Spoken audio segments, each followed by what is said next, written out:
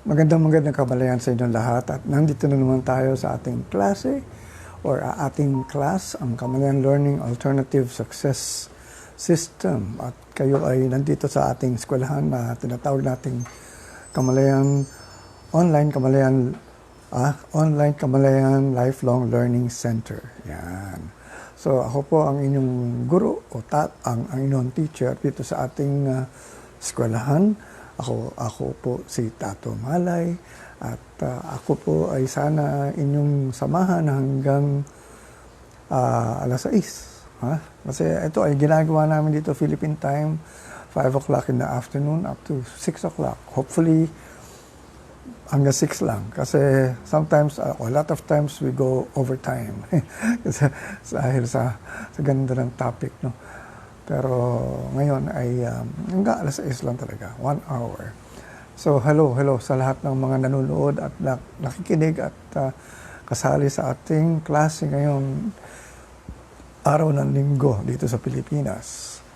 At I'd like to say hi to Mines Los Angeles. Good vibes, sabi niya. And tingnan natin kung sino ng mga present sa ating classroom. Si Mines pa lang, ang number 1 present. Ilang kaya ang ating participant sa araw na ito.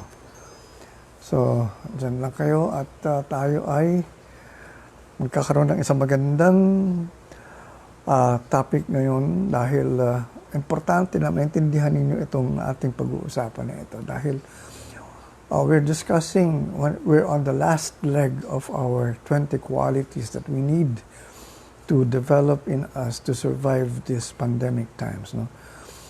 At ito ay nasa ano na yata tayo ngayon, nasa number 18.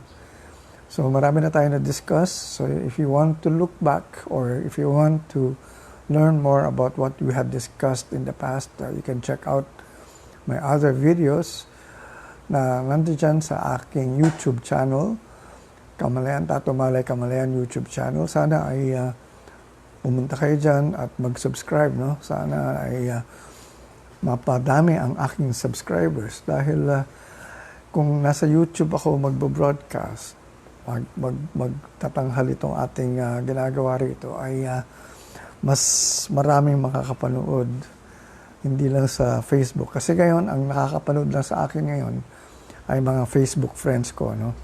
Pero if I use YouTube, I'm open to practically everyone all over the world. Kaya lang, hindi nila ako pinapayagan sa YouTube at this point in time dahil mababa pa ang number of subscribers ko. I actually have something like 96 only. Kailangan ko ng 1,000. So, kulang pa ako ng 904.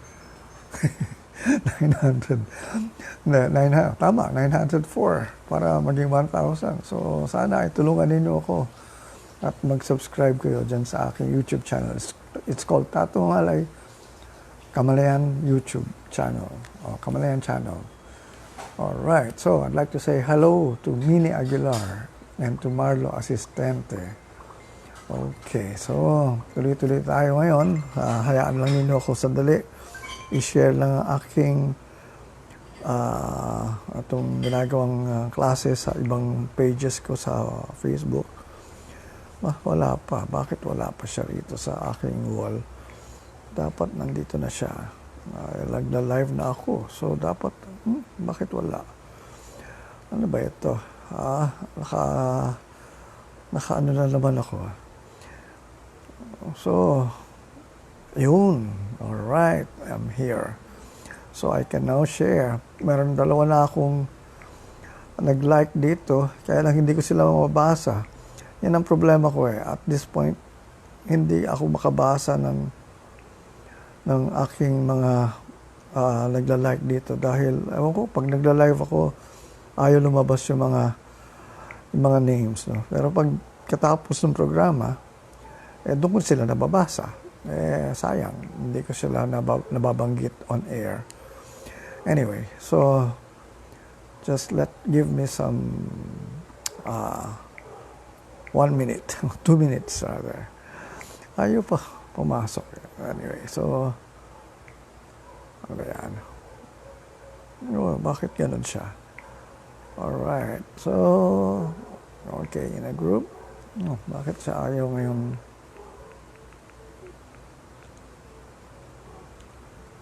Oh. Ayan, ayaw. Ayan, okay. Sandali lang ho. Sandali lang. I'm just, nasugbo. Uy. Si Minds is nasugbo. Any, ano ito, nakalagay dito? Awkward to interact with one of my mentors today because I learned my lesson earlier. We'll come back later. Sir Tats. Because something came up. Hello from Nasugbu. Oh, ano naman yun? Something came up. Anyway, so okay lang yan. Enjoy your stay in Nasugbu, Batangas. All right. Meaning I failed. Failed? Bakit failed? Failed ka saan? I failed to attend. Okay. Anyway. Sige. Anyway, so isa pang page before I start already my topic. Kasi alam nyo, marami pala nakikinig sa akin sa iba kong pages, hindi doon sa wall ko eh. I don't know why. Pero pag ino-on ko sila din sa kwan, nandun sila. At sayang naman, no? So, isa na lang. Alright. Okay. Dalawa na lang pala. Yan. Alright. So, last one. Oh, bakit ganoon siya? Ano yan? Only me. Share. On your page. I am Kamalayan Movement. Okay. Alright. So, tuloy-tuloy na tayo. At pwede ko nakalimutan itong aking isang telepono. Failed. Ano? Failed, sir. Ano yun? Failed. Anyway. Sir, wala bakipag-interact sa live ko. Sir, walang nakipag-interact sa live ko. Ano yun? Wala rin nakipag-interact sa live niya. Oo nga nina, nakita ko nga nag-live siya. Kaya lang, hindi naman ako makaparticipate. Nag-like lang ako sa iyo. Anyway. Alright, so today we are going to talk about the next quality. I will have to read from my book again because this is where I'm basing it. I'm basing all those 20 qualities from the book I wrote. And this is something that I need to really share with you because alam niyo, how relevant my book is or what I am talking about here. How am I really relevant to you, especially during these days? Well, as I've said, I had been talking about this kind of interruption o itong shutdown o itong pagtigil na ng takbo ng mundo natin. It's not the end of the world, but I was telling people everything will stop because everything will change. And I had been talking about that for almost 20 years. And nobody believed me. Nobody cared to really find out ano yung sinasabi kong ganyan. So parang wala lang sa kanila. Parang natatawa nga sila. Ano na naman to si Tato? Ano naman pinag-uusapan ito? But anyway, so finally, it happened. And this is it. Kaya hindi nyo pwedeng sabihin na hindi ako nag-warn sa inyo na may mangyayaring ganito. Hindi ako prophet of doom. I was just, kumbaga, I had been into this kind of a business in terms of finding out what was going to happen in the future. Hindi ako futurist, but because of my, I would say my training in the recording business, I had to always look for the trends. Ano yung latest? Ano yung nangyayari? Ano yung mangyayari? Ano yung mangyayari next year? Ano mangyayari 2 years from now? 5 years from now? So ano yung takbo ng fashion, ng music, ng lifestyle, ng mga ano yung magiging uso. Because in the music industry, kailangan alam mo ang pinakabago. Hindi ka pwedeng mahuli. Kasi you have to be always, if you want to be the leader, if you want to create the hits, kailangan alam mo kung ano na yung nangyayari ngayon, tapos talagpasan mo yan. Tapos uunahan mo. Lahat ng mga kasama, lahat ng mga kakompetensya mo, uunahan mo. Somehow. And how can you actually go ahead or be ahead of them?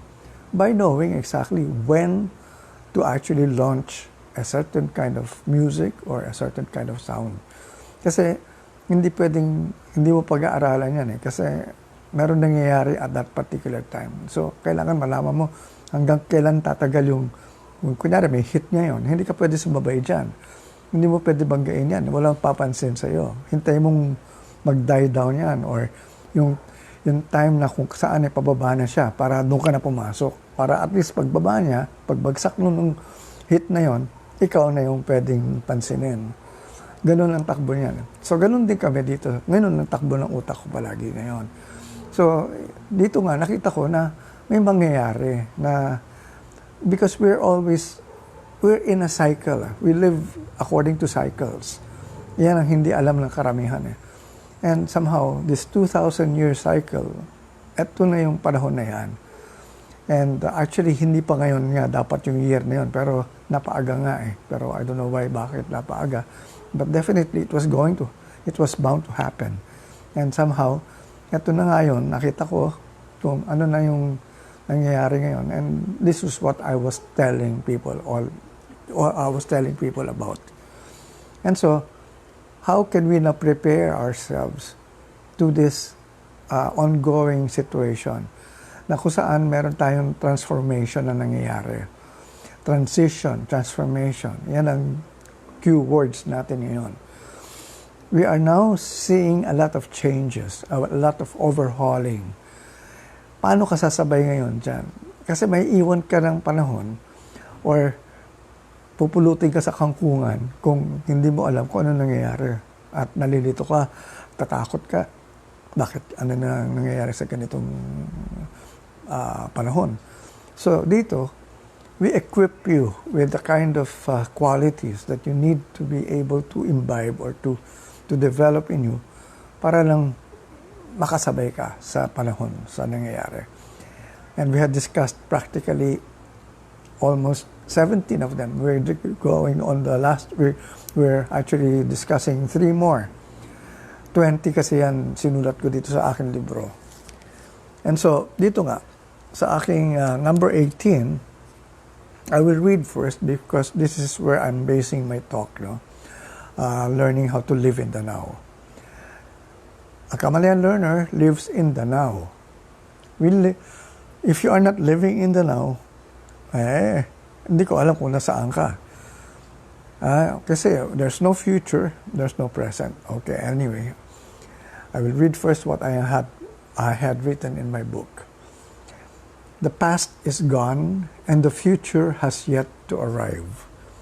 There is only the present, the moment, the now. All right, the past is gone. The future, wala pa. And there is only the present, the moment, the now. Eto ngayon, ultimo, habang ako ay nakikipag-usap sa inyo, eto na yung now. This is the present. It is only the present that can be controlled, changed, and experienced. Take note of that line. It is only the present, this now, this moment, that can be controlled, changed, and be experienced, or experienced rather. You cannot change anything in the past or in the future, dahil wala yan. But you can only change something now if you want to change anything. So kung meron kang problema sa iyong mga pinaniniwalaan mo, no, in your beliefs, because it's your beliefs basically that actually run your life. So kailangan baguhin mo na yan. And the only time you can change them is at this moment, now. whatever we do with the present will affect everything in us. Whatever we are doing now will affect actually our future. Ito na yung sinasabi ko. Kung ano yung gusto mong mangyari sa future, ito ngayon ang kailangan mong mag-concentrate dito sa present. Because everything that you do here, that you do now, will affect the next thing or the future. Kaya nga, kung ang gusto mo maging maganda, kailangan maganda na ngayon ang present mo.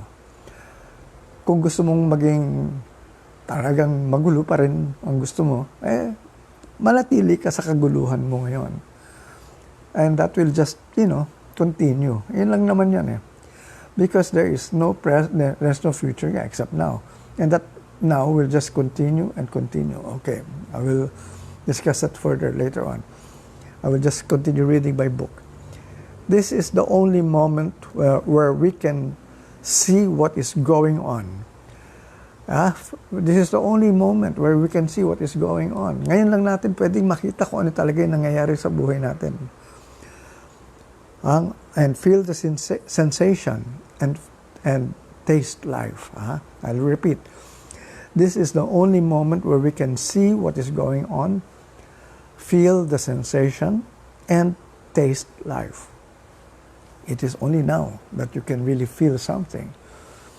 You cannot feel something yet in the future. You cannot feel something in the past anymore. Tapos na yun. So, it is only now that you can feel it. Kung meron kang kinakain ngayon mo lang siya tinitikman, ngayon mo siya nalalasahan. Ngayon, yung may memory ka, of course, you can still bring it back. But then again, iba yung memory mo sa actual ngayon. Alright. Our life is lived only in the present. The harmony, the love, the abundance, the peace, the joy are only experienced in the now. The harmony, the love, the abundance, the peace, the joy are only experienced in the now. If you are not experiencing any of this, you are not living in the now. To hope or long for any of this just proves that you do not have them now. Okay. And ito nga, if you are not experiencing, or if you're not experiencing peace at this point in time, you are not going, that means you don't have it, no? You cannot ask, kasi ito nga marami sa atin gusto magkaroon ng kapayapaan. And ang problema nila is, they always want peace. Sana magkaroon ng kapayapaan. And when you say that, sana magkaroon ng kapayapaan, you are talking of the future. You don't have it at this point in time. You don't have it right now. So if you want peace right now, you have to now tell yourself, I am now at peace. Whatever is going on, stop everything and tell yourself, I am now at peace. And that's how you live in the now. And later on, everything else will be peaceful in your life because you are now already living it in the now, in the present. Okay, time is an illusion. Ask any pilot when his plane passes through time zones. Di ba? Kapag kayo nakasakay sa aeroplano, lalo na if you're actually traveling abroad, and especially, for example, if you're going to the United States, so ang haba ng travel time ron, and every time you pass through a country, iba na yung time zone nun. Yung dinadaanan ninyo, makikita mo sa baba, nag-iiba yung time zone. No? Anyway, I'll talk about that later on. Ask any pilot when the plane passes through time zones. He gets different answers at once according to the speed of his plane. When we watch the world celebrate New Year's Eve on television, di ba, pag nanonood tayo ng New Year's Eve, yung countdown, we witness the countdown every half hour in several countries. Di ba, nakikita natin, nagsisimula yun sa New Zealand kadalasan New Zealand, tapos Australia, tapos papunta sa atin. Hong Kong, yun, tayo na kasunod. Tapos yan, iba ng countries, no? Hanggang kinabukasan, doon pa lang ma-experience ng New Year's Eve ang sa Amerika after so many hours. So, ganun ang kuha natin. So, ito yun. Here is an example where we can see time in the past, present, and the future happening all at the same time. They're all happening at the same time. Pero basically, we know, yung isa tapos na. Tapos tayo pa lang nakaka-experience ng New Year's Eve, no? Kunyari, dumaan na sa New Zealand. So ngayon, na-experience natin yun. Tapos mamaya, tapos na tayo, tapos mamaya makita natin sa ibang country, nakikita natin yung mga fireworks sila. Ganun. But the question is, what do we do now? What do we do now? What can we do now? Why do we want to do it now? Who will do it now? Do I have the time to do it now?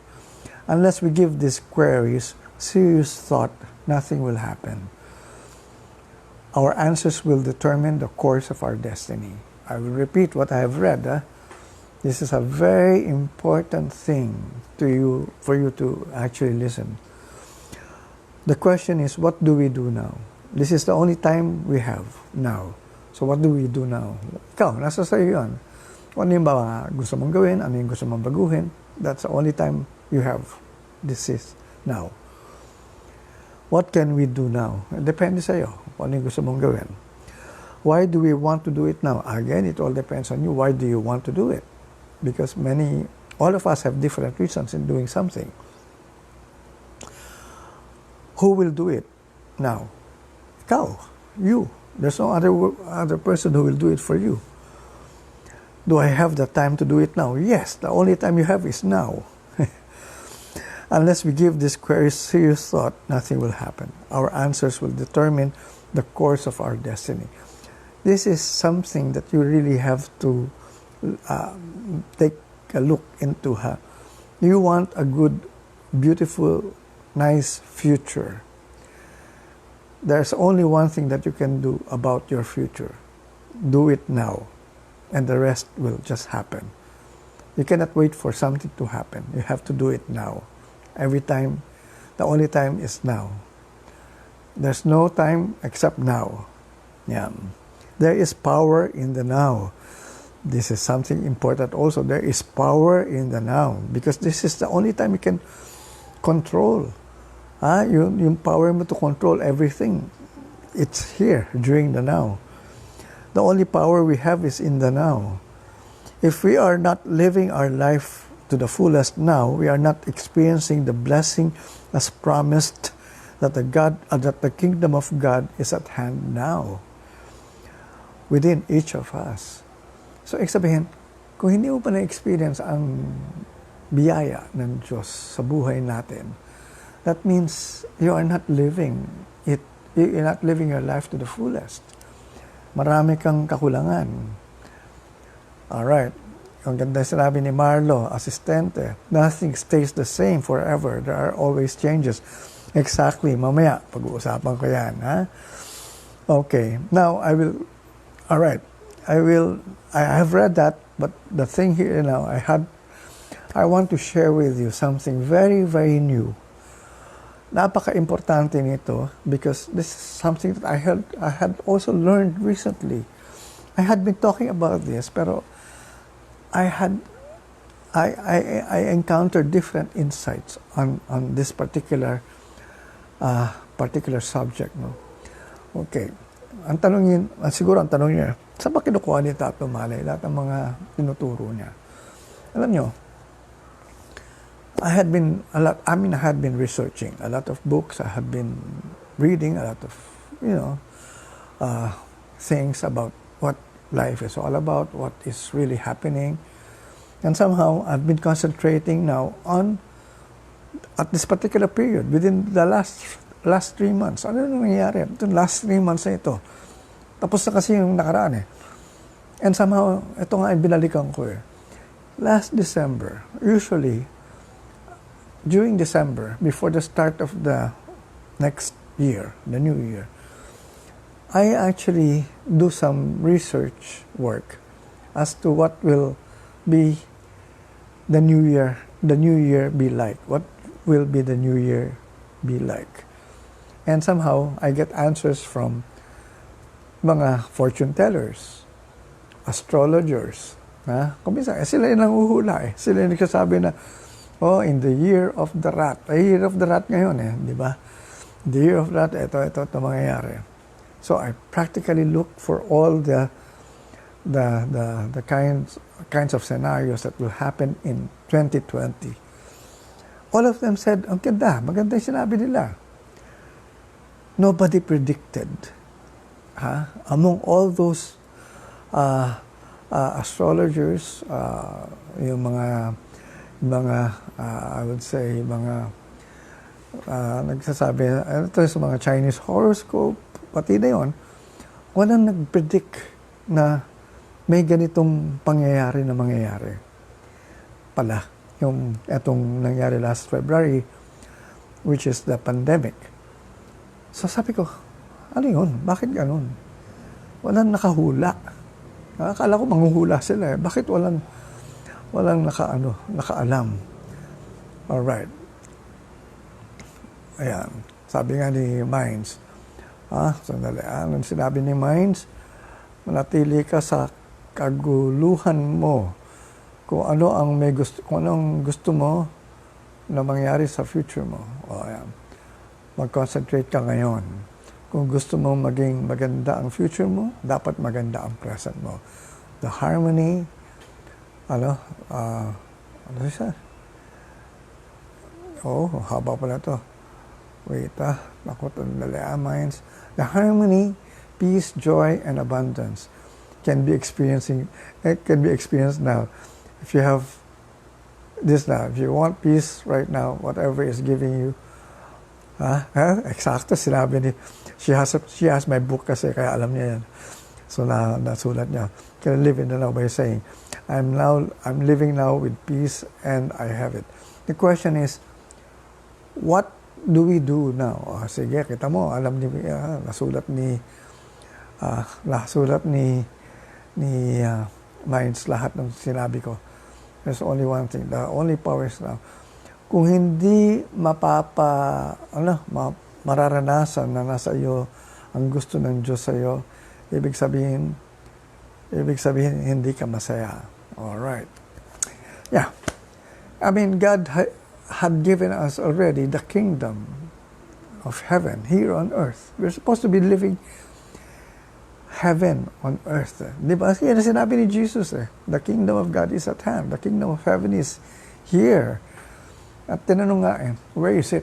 Tinanong siya ng mga apostoles. Sabi ni Jesus, within, nasa kalooban natin. So, dapat hanapin natin sa kalooban natin, hindi sa labas. So, paano mo nalalaman yan? Ano nararamdaman mo? Yan, through your energy, through your emotions. Doon mo malalaman kung ano yung takbo ng kalagayan ng kingdom of God sa buhay mo, sa kalooban mo. Alright, so anyway, dito nga, sabi ko nga, going back to my, what I was saying a while ago, wala nakahula. So, talaga nag-research ako, wala. But there was one actually, who spoke of what was going on, what was going to happen in 2020. Ang sinabi niya, 2020 is going to be crazy. It's sabi pa nga niya, according to your colloquial language, it's going to be nuts. And somehow, parang, ano yun? And somehow, talagang pinidict niya, talagang magulo. Sabi niya, 2020 will just turn topsy-turvy. So sabi ko, ano yun? And sino siya? I don't know. I actually I have this open mind already to really listen to practically anyone, because I was looking for answers. During that time, doon ko siya naalala lang talaga na meron nga na nag-predict, and I went back to that. And he was, yun na nga, si Bashar. I don't know if you know Bashar, the channel. I mean the the the guide. I mean, yeah, he's being channeled by ano pangalan nito? Si this director. He's a movie director. Anyway, he was being channeled, and he actually has a YouTube on this particular thing, no, where he said everything is going to be crazy, nuts, magulo. Sabi ko, my God, sino to? Bakit niya alam? Paano niya nahulaan? Kasi siya lang ang talaga nakapagsabi na and another guy, I mean an Indian child, an Indian child. But anyway, so both of them, I studied them. No? Pero itong si Bashar, he had been communicating to us through sa kanya, no? So ito ngang nagcha-channel sa kanya, and somehow he had been giving messages about what to do with our lives, what to do with our life. And I got interested, and during siguro 2 months ago lang, he practically, during the pandemic times already, he communicated everything that was written down in a book. And I bought it only 3 days ago, I think, sa Amazon, and I was able to read it at once. And the title of the book was Masters of Limitation by Bashar. Ano nga ba pangalan nung nag-ano sa kanya? I forgot the name of that guy who actually channels him. Anyway, so I read the book, and I discovered a lot of things that I had been also discussing, but the things that he said about the things that I used to discuss were somehow parang iba na. Nag-iba yung mga explanations na napakalalim, napakaganda. And somehow, sabi ko nga I don't know. I mean, he is an extraterrestrial. All right. I don't know if you believe in ETs. All right. Marami sa atin, alam nila, may UFO, may mga ET, pero somehow, parang wala pa sila talagang proof na may nakakakita na, or nakakausap. But marami nagsasabi na they had encounters already. But this Bashar communicates through a person. So, kumbaga, sina-channel siya. But anyway, ako naman, wala akong pakialam kung how they do this. Ang gusto ko malaman ano yung mensahe nila. Ano yung particular thing that they want to teach us. Kasi they do not actually control us. They cannot do anything to us. They cannot do anything for us because sabi nga, God, which is also their God, I mean, we have only one God. All beings in all the planets have only one God. Sabi nga.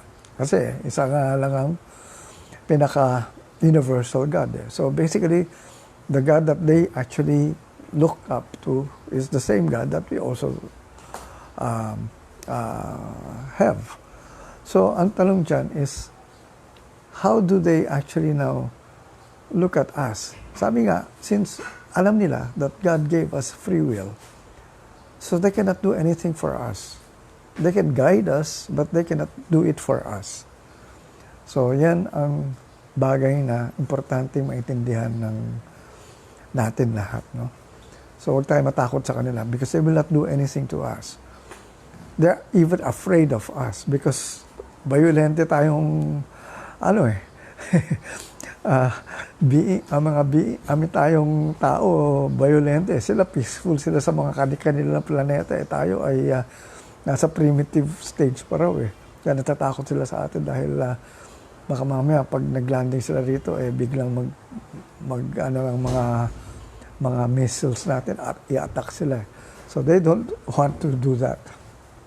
But definitely, one thing that can happen, sinasabi na nila, marami na ng ibang nagsasabi rin, 2 years from now, you already might be really seeing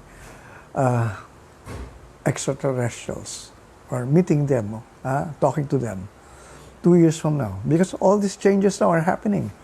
And one of those changes will already be making us be aware of really who we are and how we are living in this universe. And so we are now being prepared for all those things. All right? So, ito ang kwan niya. And somehow, ito yung nakabasa ko sa libro niya. At, yun na nga, minaster nila tayo eh. Pinanood niya tayo, pinag-aralan tayo, how we actually think, how we live our lives, and why we live our lives this way. Alam nila ka, palpak tayo kasi nadaanan din nila dati yan eh. They had already evolved. At tayo ay dumadaan pa doon sa evolution na yun. Actually, this pandemic period na ito na lumigil ang lahat, this is the start of that kind of evolution for another kind of cycle na nga eh. Definitely, evolution is always ongoing. Hindi naman tumitigil yan. But nagkaroon lang ng pagtigil sa mga ginagawa lang natin. Dahil nga para bang it was not anymore contributing to our betterment, no? Sinisira na natin lahat ng mga tawag dito ng mga kalikasan. So, dito na natin nakita na they're concerned about us and they're trying to help us now. And ito, it was dictated to this channel, the messages that was put down in a book. And one chapter had this topic, 5 universal basic laws. 5 universal laws, basic laws. I'm excited for the years to come, sabi ni Jimmy Nantes. Yes, we should be excited. That's why I'm talking as excited as I could be, because I already saw this future happening. And I was one of those who predicted that this thing is going to happen. And so, tuloy-tuloy na ito. At ito na nga, 5 universal basic laws. Basic because ito yung sinabi niya, this is present in most or all the planets. Kasi, in as much as the law of gravity is supposed to be a universal law, it's not pala a universal law. Because in other planets, there's no gravity.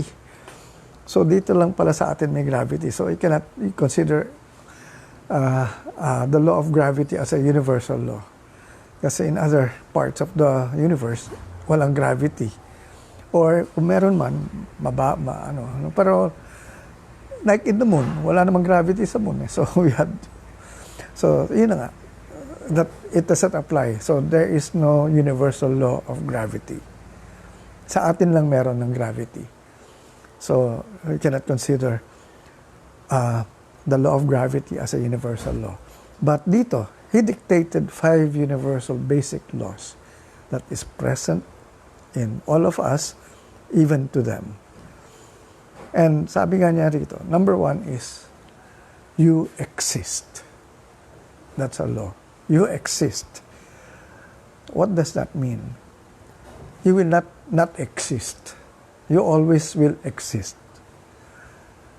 Wow, bigat ah. Sabihin, hindi ako mamamatay? Hindi. Hindi ako mamamatay in the sense that my life will continue. My consciousness will continue to live. Because that we exist forever. Ganun pala yun, no? That's why I was always telling people, nobody dies. Kaya lang dito nga talaga in-emphasize, you exist. Nothing will not disappear. Or nothing will disappear, rather. Everything will just be there. It will just change in forms. But basically, who we are as a a being, kasi we are really spiritual beings pala. Di ba? I was telling you, we are spiritual beings having a human experience. We can leave our bodies. Dito tayo namamatay. Yung body natin, pag iniwan, na namawala. Body. But again, our consciousness lives forever. Ang tanong nga dyan, bakit daw karamihan, lahat tayo, hindi natin naalala yung dati nating buhay. Well, because nga, it would be hard daw for us to continue evolving if you always carry your past with you. So, kumbaga, parang you start anew. You start again something that will create a new momentum para hindi ka mahila nung past mo. Although nandun na siya. At yung past mo brought you where you are now. So, sabihin, importante yung past kasi it is where it is already, it is bringing us to where we are at the present, no? All your lives will just be here. Sabi ni Mines, alam ni Mines, especially now, Sir Tats, because we make efforts to record ourselves. All our lives are just here. Yes, we even have parallel lives. I have another Tato Malay in another earth that is exactly the same, pero I'm living a different lifestyle there. So, yan ang kuha natin. Huwag na natin pag-usapan yan, mahabang usapan yan. Later on, I will discuss that. So, what does it mean when we exist? Everything, that we, lahat tayo, we exist in terms of who we are. Alright? Now, the thing here is, how can I now actually live in terms of that universal law, that I can make use of it in terms of what I am experiencing now? And since you exist, you will never die.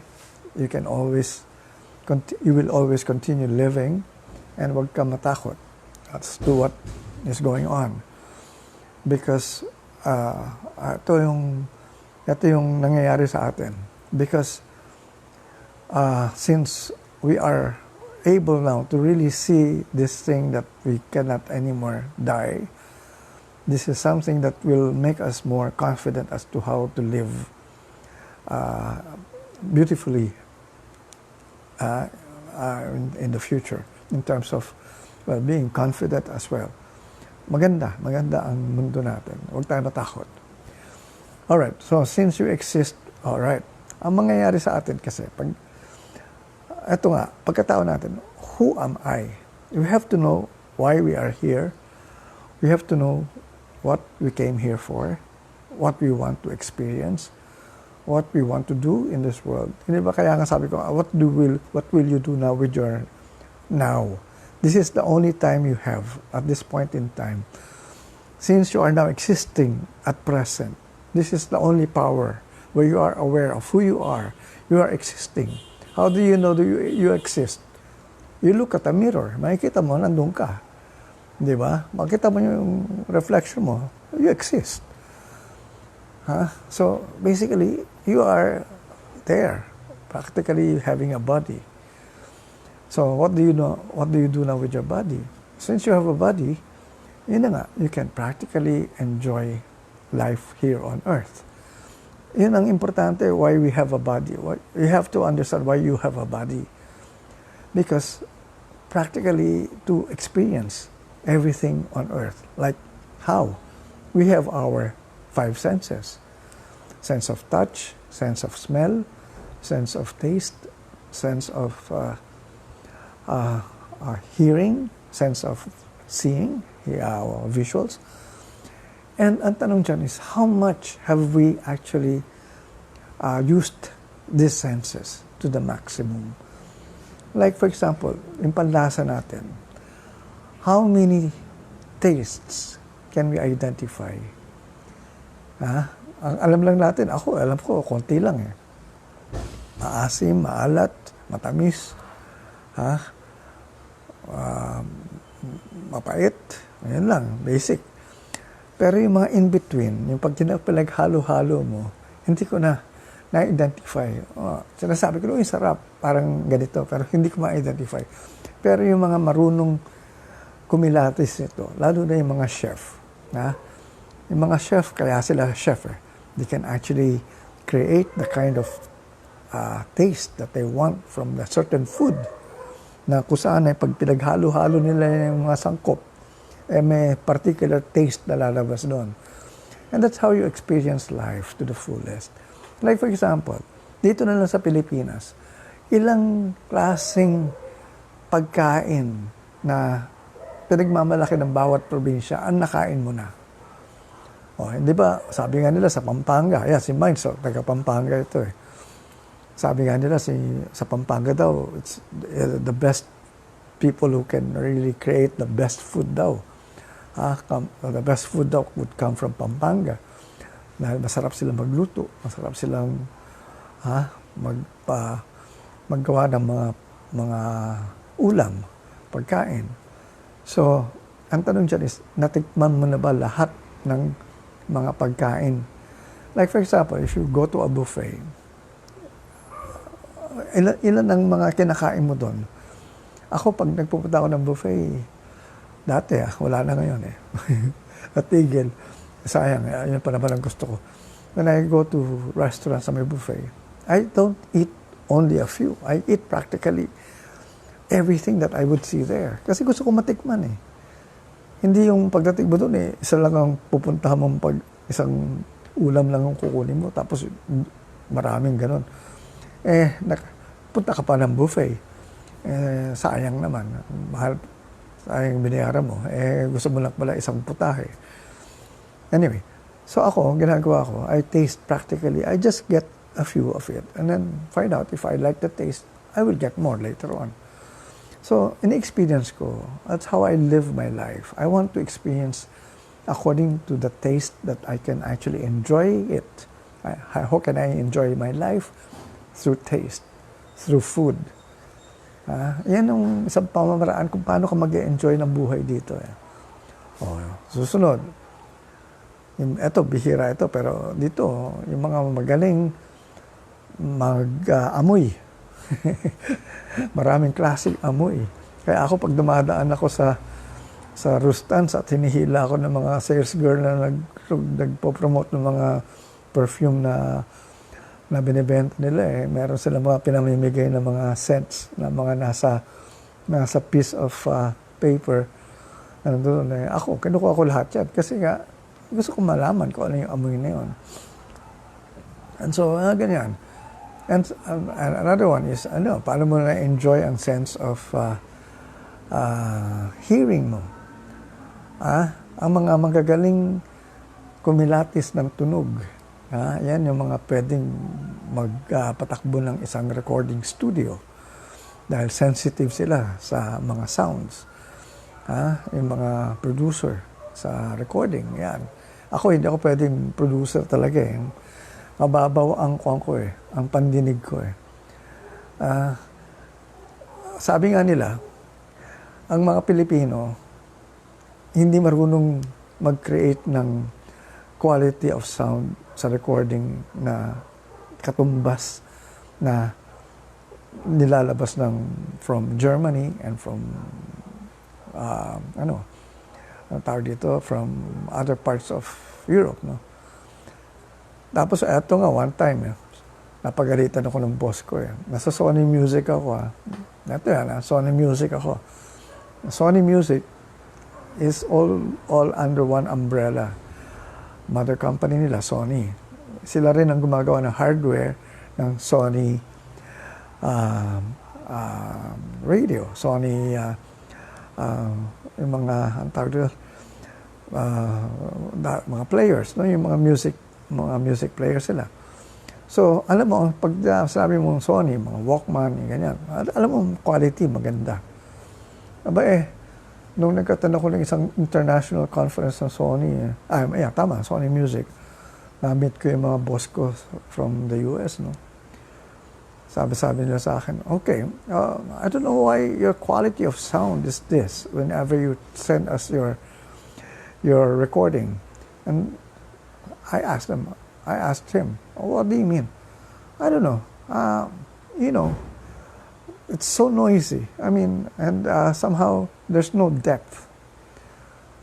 Sabi ko, yun pala, ang in-explain niyo sa akin is, yun na nga, tayo kasi, dito sa Pilipinas, masaya na tayo sa melody lang na nandiyan na eh.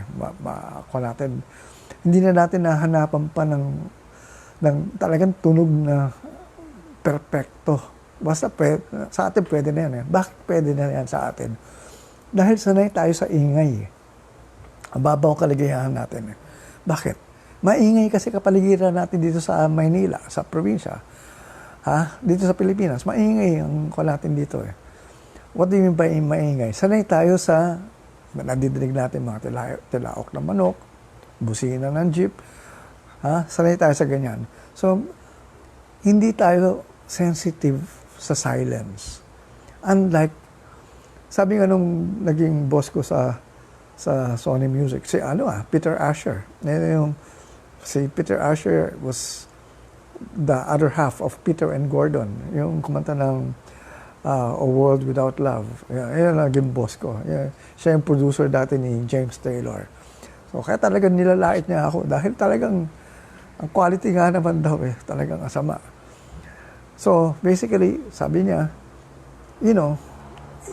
the best kinds of sound system na pwede mong gamitin, na pwede ko raw gamitin, ay those that are from Germany. So sabi ko, why from Germany instead of Japan? Because in Germany, they have long winters.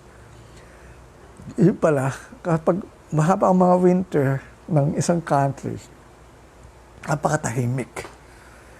Sa konting bagsak lang ng needle, sa ground, nadidinig nila. Ganun ka-sensitive ang tenga nila. Tayo, bingi tayo eh. Dami natin nadidinig na kung saan may bumagsak na nga ng pader hindi mo narinig Dahil akala mo mayroon lang nahulog na papel, na libro. But anyway, so this is what I'm trying to say. How are you able to use your senses to the fullest, to the max? Kasi kung talagang gagamitin natin yan, ang dami mong makikitang ibang tunog, ibang visuals, ibang mga makikita mong maamoy mo, iba yung mararamdaman mo, sense of touch, yung pakiramdam mo. Yan, nung So how are we able to use our one? This is something that we really have to understand to be able to enjoy our life. Kaya nga ako chill out lang sa buhay natin dito. Why? Because we have to enjoy our life here on earth using our senses. Otherwise, ang sabi nga ng iba the only time I can be happy is when I'm dead because I will be in heaven. And nasa heaven ka na nga And sabi nga you're already in heaven. What do you mean you're still going to, you still have to die to be able to get to heaven? You're already living in heaven. Yan ang kwan. So sabi nila naman ni Mind Skills, I can say that they can still learn from listening and they could share their new learnings and ask people to help them. Sir, could you mention about the law of karma or fourth dimension also? All right. Sige, inunahan muna ako. Mamaya yan. Si Minds talaga. I will talk about that. All right. So, everything is here and now. That's another universal law that was written in the book of Bashar. Everything is here and now. Wala kang hahanapin sa iba. Nasa kalooban mo na lahat ang gusto mong makita. It's all, that's why nga, sabi nga nila, you don't lack anything. Everything that you need, everything that you want, they are already in you.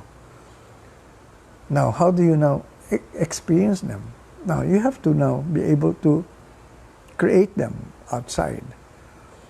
All right? So, yun yung importante na malaman natin. Since I have everything, how come I don't experience it? Kasi nga, you don't match it.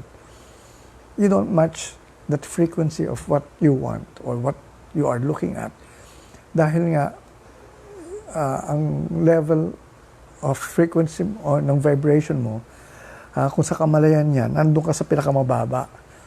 Ang kamalayan levels, ang daming stages yan na para pag na-match mo yung mga nasa taas, para ma-manifest mo yung mga gusto mo, dapat nandun ka na sa level na masaya ka, marunong kang magmahal, marunong kang you are at peace. Yan ang level mo. Kung ang level mo ay nandun ka sa unhappiness, sa depression, nandun ka sa level ng galit, hatred, ayan, you will not be able to manifest anything. That's why nga, dito, tinuturoan ko kayo, tumaas ang antas ng kamalayan nyo para ma-experience nyo lahat ng gusto nyo. So, doon mo pala ma-experience ang mga mangyayaring gusto mo kung ma-match mo na. So, may vibration level yan. Because remember, we are all energy. And the thing that you want to create or you want to attract has also an energy. Like for example, money. Money is energy as well. So how do you match that energy of money? Or energy of how much money? Kasi merong murang pera, merong 20 pesos, merong 500, may 1,000, may 100. Ano gusto mong ma-match? Gusto mo lang yung 20 pesos. So kung gusto mo yung 20 pesos, madali yun. Doon ka na sa mababang frequency. Pero kung gusto mo doon sa mataas, medyo aanhin mo yan. Tataas mo na yung level of kamalayan. So everything is here and now. I will not really talk about most of these things. I will just enumerate them to you because I had been discussing them every now and then. Kaya lang, dito talaga sinabi that there are only 5 universal laws. And the third one is, the one is the all and the all are the one. Para bang everything is the source and the source is everything. O kumbaga, God is all is God. So ganon. I will read first the 5 para I can just go back to what we want to now discuss here. The fourth basic universal law is, what you put out is what you get back. Yan yung karma na sinasabi mo, minds. What you put out is what you get back. Alright? So, ang tanong dyan is, ano ang nilalabas mo through your vibrations, through your energy? Kung ang nilalabas mo ay, ang vibration mo ay puro galit, you will just attract more situations that will make you more angry. Yan yung sinasabi dito, what you put out is what you get back. That is a law. So, ano yung inilalabas mo, yun ang babalik sa'yo. So, ano yung ibig sabihin ng nilalabas mo? Remember, energy, everything is energy. So, with energy, what is energy in us? Our emotion. Energy in motion. Emotion. What we feel. So, ano ang emosyon na nilalabas mo? Yun ang energy na pinapakita mo sa labas at yan ang mag-a-attract. That same kind of energy will attract more of what that energy is like to you. That's what you get back. Klaro? Kung nagkasakit, so na karma, actually, alright, let's put it this way. When you are sick, okay, when you get sick, that means you are thinking negatively. Ito yan Most of the things that we are actually experiencing when it comes to sickness are happening first on the mental level. Wala namang physical sickness at once But we create that through our thoughts, through our feelings, through our energy, our emotions. So doon nagsisimula. So hindi ka na karma. Nag-iisip ka lang ng negative. Kaya mo na-experience yung sakit na yon. And may mga tawag dyan, ang tinatawag natin, mental equivalent. Like for example, if you want to have cancer, hindi nakakahawa ang cancer, pero pwede ka magkaroon. How? You have to think. When you think, most of the time, in terms of being bitter, marami kang sama ng loob, that can create cancer in your body, in your system. Because everything that you feel will create that turmoil, and your cells will actually react to it. Remember, our body is practically composed of living cells. And not only living cells, water. Hindi ba kung ano yung nilalagay mong, if you are actually, if you were able to learn about, sino ba ito yung nagpan sa water, yung Japanese, si I forgot his name again, Masauro, whatever. Emoto. Si Emoto actually experienced or experimented on this. He put labels on a glass of water. So, angry, nilagay niya sa isang tap water. Yung isang glass of same water, nilagyan na happy. Nilagyan na isa sad. Tapos, after one day, tinignan niya yung quality of water that was inside that glass na may label na angry, sad, one. At nakita niya, yung mga molecules dun sa water na nilagyan na ng mga negative labels, ang pangit ng arrangement nung mga nakita niya sa microscope niya. Tapos yung nakita niya dun sa mga magagandang labels like happy, peace, peaceful, ganyan, loving, ang ganda ng arrangement of the molecules dun sa microscope na nakita niya. So that means nagre-react lahat according to what we actually think. So this is important. What you put out is what you get back. So, ito na yung kailangan natin intindihan. Hindi ka na karma. Ikaw ang gumawa sa sarili mo. You created it. Hindi ka nahawa. Remember, hindi nakakahawa ang cancer. O ngayon, kung gusto mong mahawa, ayan, COVID, madaling mahawa. O, think of COVID a lot. At dagdagan mo ng takot. Put it always on your mind. Kaya nga, maraming nagkaka-COVID ngayon eh. Why? Because bombarded tayo by the news of COVID, of this pandemic. And if what is inside your mind is always this virus, and you actually have that kind of emotion pa of being afraid, takot ka, ay, congratulations, you will attract it. That's why here, I'm teaching you how to be immune, in a way. I am not saying that you will be practically 100% immune sa but at least it will help. You will not be a ready candidate, no? Kasi, di ba, ang dami naman dyan na-expose do sa virus, but they don't get it. Ang mga nakakakuha kaagad niyan ay yung mga mahihina ang loob, yung mga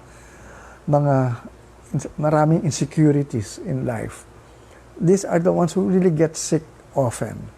Yung mga negative thinkers. Yan. So, yan ang kailangan natin naintindihan. So, ito nga, kailangan natin baguhin ang ating pag-iisip. Because everything is energy. So, what are we really now putting inside our body? Uy, tapos sa ating klase. Ilang ko na tayo. Alright. The fifth, ito na lang, the last one that I will discuss, pero I will discuss this lengthily in the future. The fifth one is everything changes except the laws. This is a universal law. Everything changes except the universal laws. The commandments will change. Kasi, di ba, tinuruan tayo ng 10 commandments. Kaya lang, bakit yung Ten Commandments hindi sinusunod sa ibang parts of the world? Bakit sa iba pwede? Sa iba, hindi pwede. Because hindi siya law. It's just a commandment. Ano ang commandment? Para bang sinasabi lang na wag mong gawin ito. Bawal yung gawin yan. And you can change that kung walang problema sa kultura nyo.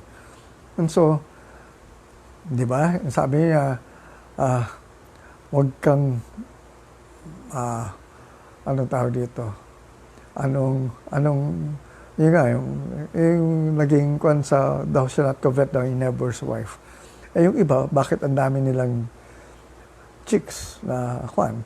Eh sa kanila, okay lang. So sa kanila, pag ganun, lalo na sa ibang mga countries na pwedeng mag-asawa ng marami, eh, they allow those things to happen. And so sa iba naman, they don't allow.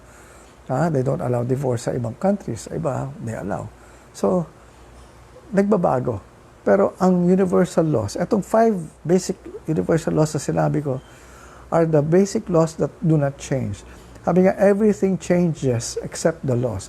And everything changes. And even change is the only constant nga na mangyayari. Palagi mayroong pagbabago. But these laws that I just talked about will never change. The law of gravity is not a universal law. That's why it can change. In some other planets, there's no gravity. So it's not a universal law that in every planet there is this universal law of gravity. So, yan. Naku, ang dami pa natin, hindi ko pa napag-usapan yung isang topic. Sana, dalawa tayo. Kaya lang, wala na tayong oras. Hindi, pwede na naman natin. Sige, tuloy na natin.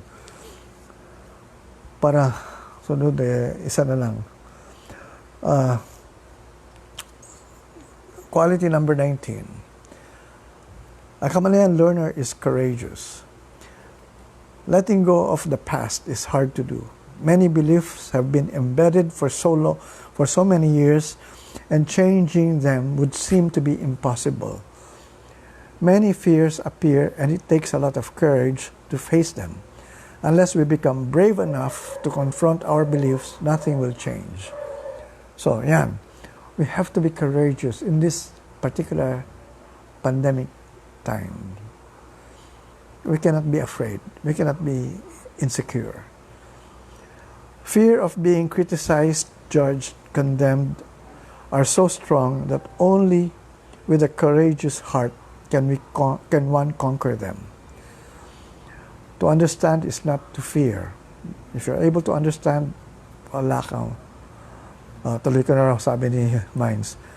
To understand is not to fear. Kasi if you are able to understand something, pag naiintindihan mo isang bagay, wala ka ng takot eh. Courage is to do something in spite of fear. Being courageous in this world entails a conviction that man is a spiritual being and no one ever dies. And no one never dies. Understanding the fear of death makes a person invincible. So kung alam mo na mabubuhay ka uli, just like what Jesus did, sabi niya, just like me, you will resurrect. Kaya ako pag tinatanong ako, wag namang mainis yung mga tatamaan dito. Pag sinasabi sa akin, anong religion mo? Sabi ko, I'm born again. Born again ka? Akala ko, ano ka? Hindi ka naniniwala sa ganito, ganyan. Sabi ko, born again ako. I believe in reincarnation. I have been born again. Okay. I have been born a lot of times already. That's why I'm born again. Yun ang aking belief as to what born again is. I believe in reincarnation. That's why I believe that I never die. I'm not afraid to die because basically, as a child, na-experience ko na yan. I always told myself during evenings na if I die, okay lang. Kasi I was asthmatic. Alam niyo, ang mga asthmatic, hirap sa paghinga yan. And pag hirap ka sa paghinga, somehow parang ang feeling mo, mamamatay ka na. And so, ilang years yun, practice yun. Kawawa nga tatay ko noon dahil in the middle of the night, magigising siya because I would have this attack of asthma. He would put me on his lap and he would actually try to, console me or parang meron siyang inaano sa aking fumes. Meron akong parang inhale noon na sinisindihan na powder na parang yung tawag doon, asthmador. At yun ang nagpapawala ng asthma ko raw. Pero ako kung nawala naman during that time. Pero it somehow relieved yata. Anyway, so I'm not afraid of that. So, ito lang, there is only one fear that has to be overcome. The various interpretations of this particular fear have caused most of the confusion, chaos, violence, and wars in the world. Okay, this is something that you really have to to be able to look at this with understanding. Kasi maiinis kayo sa akin pag ano na naman itong sinasabi ko, sasabihin nyo. Ano itong fear na ito that we should eliminate from us? This is the fear of God. This is the fear of God. Why fear God, who is all good, all loving, and all compassionate? Instead of us being God-fearing, we should become a God-loving people. Hindi ba? Bakit natin palagi sinasabi, ay, gusto ko mapangasawa ko God-fearing. Bakit mo gusto maging God-fearing? Ano ka, takot ka sa Diyos? Parang takot ka sa multo? Takot ka sa magnanakaw? Ay, sinabi mo, takot eh. Dapat, we should be God-loving because God is love. We should actually eliminate that word fear being associated with God. We have to always now tell people that we are God-loving. Why should you fear God? May takot sa Diyos. Ano ang sabihin na takot sa Diyos? Sabihin, parang ng Diyos, tatakbuhan mo. Diyos nga, makikita mo ang Diyos o makakasama mo, tapos tatakbuhan mo. Ay, nako. Well, anyway, the courage to change things in spite of insults, ridicule, or public humiliation makes us heroes. The courage to face the uncertain makes impossible dreams come true. The courage to change ourselves is to change our destiny. All right. The courage to change ourselves is to change our destiny. So, ang ganda na magiging buhay natin if we are able now to be courageous about everything in life. Matapang tayo. At wala tayong takot. Lalo na wala tayong takot sa Diyos. We are not God-fearing. We are God-loving. And if God is always with us, how can we now be afraid of anything? So with that, I'd like to say, maraming salamat sa mga nakasama ngayon sa aking klase dito sa ating Kamalayan Learning Alternative Success System. Okay, siguro bago ko tapusin ay kung kung dumi na naman, sir, na walang takot sa Diyos. Dumi o dami? O tao? What I think people as a whole. Naku, hindi ko naintindihan minds yung sinabi mo. Anyway. Alright. Anyway, so with that, I'd like to say thank you for being with me in this class today, Kamalayan Learning Alternative System in our ongoing or online Kamalayan online learning, lifelong learning center rather. So I appreciate everything. Thank you, minds. Okay, intentional energy. Okay, anyway, so I will discuss more of that for the fourth dimension later on. I'd like to say hi to some people who had been with us pala kanina. Benji Carion. Yeah, hello, Benji. Grace de los Santos, Vela Cruz. Mark Angelo Malay. Agnes Paranis. And Jimmy Nantes also. All right. Michelle Lopez. Hi, Michelle. Mike Luis. Oh, yung aking idol na singer, Mike Luis, and Marlo Asistente, Veronica Garcia, Andrew Silvestre, Ramil Vela. Okay, sino pa? Mga ating nakasama ngayon, Mini Aguilar, at okay, lahat kayo, maraming salamat. At sa mga hindi ko nabasa, dahil hindi ko nababasa yung mga likes ninyo, sayang. Anyway, so with that, I'd like to say magandang kamalayan sa inyo lahat. See you again on Tuesday. Ito si Tato Malay na nagsasabing magandang kamalayan.